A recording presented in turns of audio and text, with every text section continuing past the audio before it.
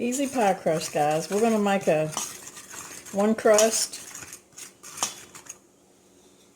pie crust if you're making a custard pie or something like that. And all I've got in here is 1 cup of all-purpose flour. And I'm going to put a teaspoon of salt. And this is optional, but I put about a teaspoon of sugar in my pie crust. You don't have to do that. Stir that up just a little bit. It's pretty easy to throw a crust together. Just don't let it intimidate you. Now, I've got 1/3 of a cup of Crisco butter shortening, or you can use just regular shortening, or you can even use a good lard if you have it. But this is what I had in the refrigerator, so this is what I'm going to use, because I use the butter flavor Crisco in my cookies. So it's 1/3 of a cup.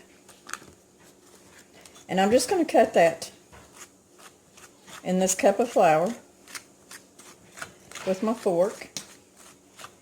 And it shouldn't take very long to do it. You just want to cut it in there till it resembles pea-sized pieces in there.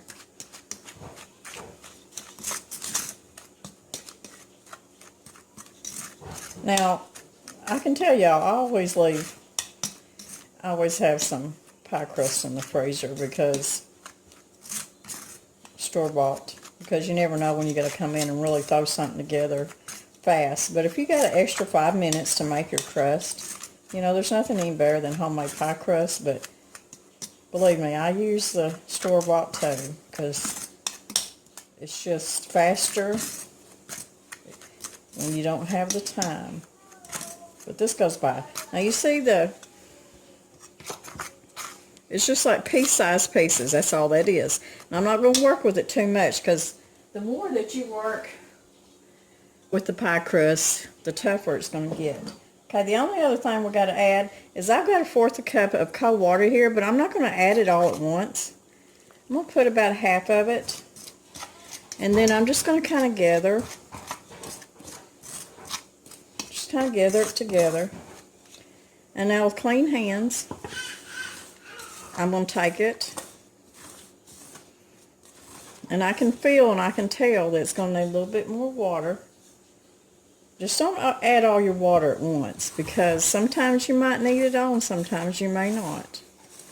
Depends on sometimes what the weather is, if it's dry in your house, or I know that sounds silly, but it does. It really makes a difference. The way you hold your mouth, if you hold your mouth just right, I don't know. It just seems like it's always different every time. You see how that crust has come together already. And I'm not going to mess with it a whole lot. And I didn't even use all that water. Now tomorrow I may make one and have to use the whole 1/4 cup of water. Okay. What I got down here on my counter is a tea towel. And I use this tea towel every time I roll out dough. And I roll out dough probably about every other day of my life. So I just keep it.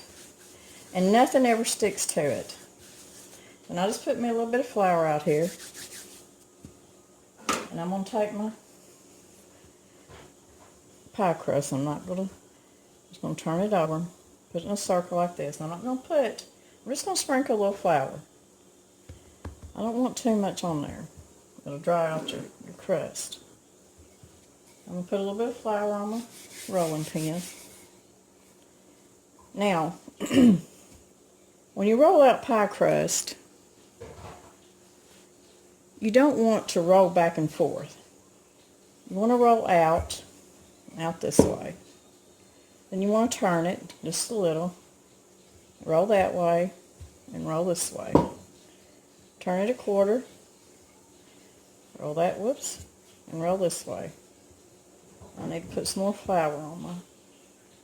Just watch your pie crust. If you need a little bit more flour on there, just put a little bit more. I'm going to turn it again about a quarter. Roll that way and roll this way. I'm going to turn it a quarter. Put me a little bit more flour on this end so my crust is getting bigger. I'll roll that way and this way. I'm going to turn it a quarter. That way, and then back to me. I'm going to turn it another quarter.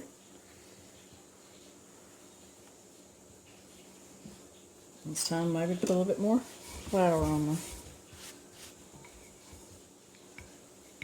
Roll it this way and to me. And you see how my pie crust is, it's getting thinner, so it's going to get... Okay. Is it a perfect circle? No.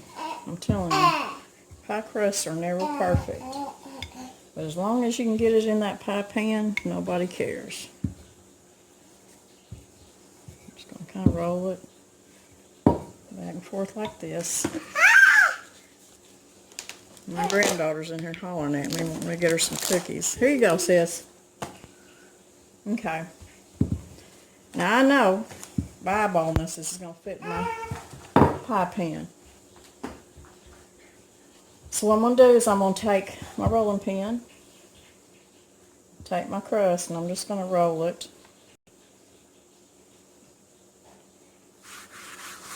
Put me a little flour so it don't stick. I'm just going to roll it like that. And here's my pie pan. And I'm going to come over the edge. And I'm just going to roll it out. Just like that. Now, if you miss the edge or something and you don't think it's big enough, just put it on there and make it work. Because I'm telling you, the more you mess with a pie crust, like I said, it's going to make it tough. So you don't really want to do that. So I'm going to work that down there.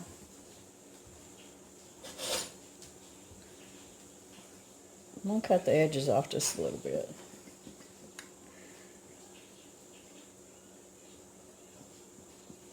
Now I've got sometimes I make an all butter crust. It just depends on what the filling's going to be. But this is my usual everyday pie crust. And it turns out flaky and good, so nothing complicated about it. Nothing hard. And then if it don't have to be like it's going to the county fair or something, just take your fingers and just make you a little ridge like that in between your fingers. Now, what I'm going to do is I'll probably make a coconut pie in this one later. Now, I'll probably make a video on that too, because I know I've had some requests on coconut pie. The best thing to do to keep your crust from shrinking when it's being cooked, if it's an unfilled pie crust,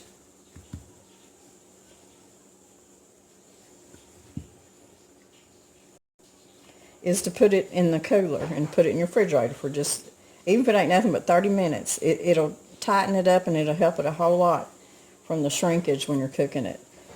So if you need an unbaked pie shell, you just put your filling in there and bake it like that.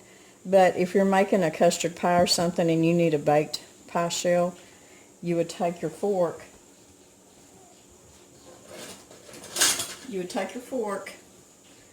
And prick you some little holes around the edge and a few in the middle.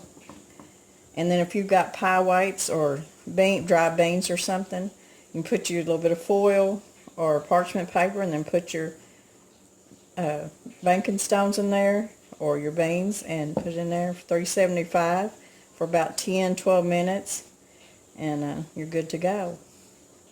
But that's just your easy peasy pie crust, nothing hard. So get your flour out, make you a pie crust, and make us a pie.